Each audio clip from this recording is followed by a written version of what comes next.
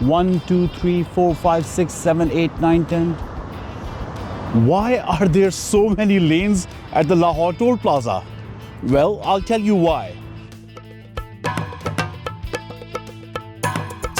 The M2 is the gateway to Pakistan's economic engine, the megacity of Lahore. All the traffic from all of KP, from Islamabad, and then the extensive amount of traffic from Punjab itself would create a bottleneck so long, it might stretch all the way back to Islamabad itself.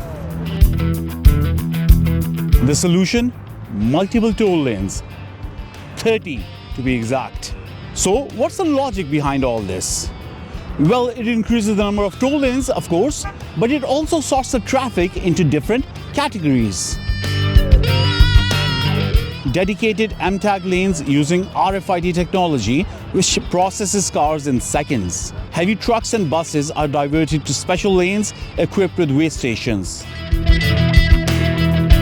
Bottom line, more lanes equals zero jams. It saves fuel, keeps your engine and your head cool, and high speed isn't just a label, it's the experience.